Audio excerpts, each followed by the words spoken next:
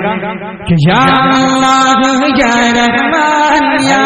میرے قتل پر آپ بھی چپ ہیں، اگلا نمبر آپ کا ہے۔ آج ہمارے اندر، ہمارے معاشرے کے اندر، ہمارے ماحول کے اندر جو بھی ہماری بیٹیاں، جو بھی ہماری بہنیں اگر سڑکوں پر پڑھنے کے لیے، بازار کے لیے، چاہے جس طریقے سے جائے، بے پردہ جائے تو ان کی غلطی ہے، لیکن اگر چوراہوں پر بیٹھ کر کے موبائل چلاتے ہوئے اگر ہم دوسروں کے اوپر تانے کس رہے ہیں، سیٹیاں بجا رہے ہیں، تو یاد رکھیے گا آج اگر ہم خاموش ہیں، دوسرا لڑکا دوسری لڑکی پہ بجا رہا ہے تو یہ نمبر ہمارا بھی آئے گا،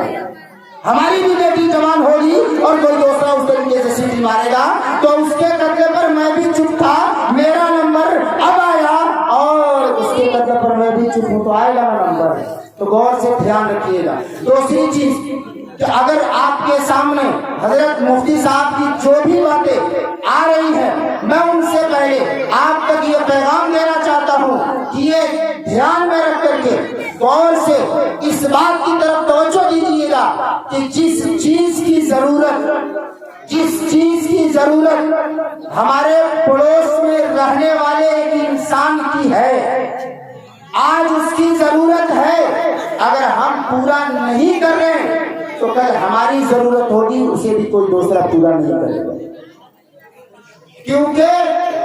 آج اس کے ساتھ ہے، ہمارے پاس ہے، ہم نے نہیں کیا، کل ہمارے پاس نہیں ہوگا، کوئی دوسرا ہمارا نہیں کرے گا۔ تو یہ شعر ان کا میں آپ تک پہنچایا، اور میں زیادہ دیر تک آپ کے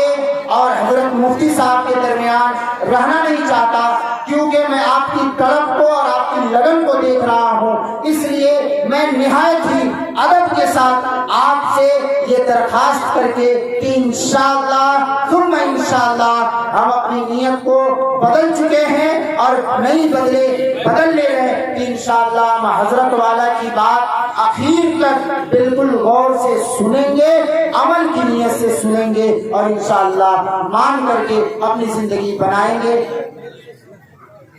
آپ حضرات سے یہ درخواست کروں گا۔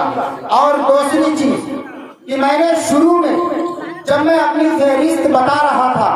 تو میں نے آپ کو بتایا تھا کہ آپ نے جن علماء کرام کو یہاں بلایا ہے، اس نے جن حضرات کو آپ نے دعوت دی وہ تمام کے تمام آئے ہوئے ہیں۔ میں نے اس وقت آپ کو ہلکے میں بتایا تھا، میں کچھ اور مفتی صاحب کے بارے میں بتا دوں، اس وقت بھی میں نے کہا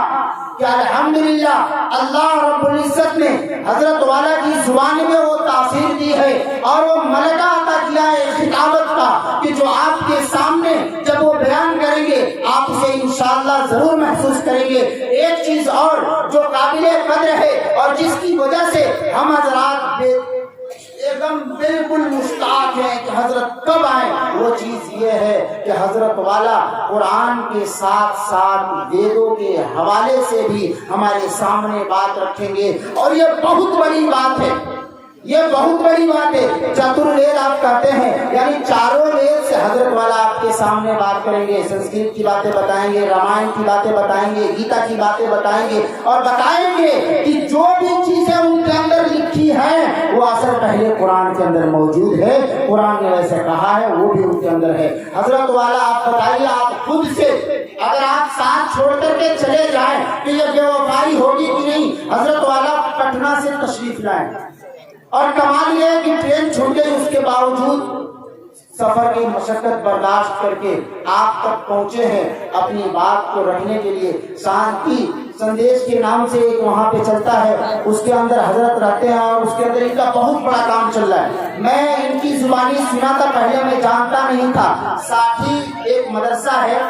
اور وہاں پر حضرت والا کا بیان ہوا اور میری نظامت تھی، اس وقت انہوں نے بتایا کہ الحمدللہ ہم عصری تعلیم کے حوالے سے بھی بہت عمدہ کام کر رہے ہیں، اور اس کے اندر آرگنائز بچوں کو رکھا جاتا ہے، اور اس کے اندر قرآن حدیث کے ساتھ ساتھ جو دنیاوی تعلیم ہے، آپ کو انگلش، میتھ، سائنس، فزکس، یہ تمام، اور اس کے ساتھ ساتھ آپ کو سنسکرت بھی پڑھائی جاتی ہے، اس کے اندر ویدوں کی بھی تعلیم دی جاتی ہے۔ حضرت والا نے وہاں کہا تھا، مجھے وہ جملے یاد ہیں، میں آپ کو بتا دیا ان سے پہلے کہ حضرت والا یہ تمام کام کرتے ہیں اور الحمدللہ اس وقت بہت اچھا خدمت انجام دے رہے ہیں۔ آپ حضرات دعا کریں کہ اللہ تبارک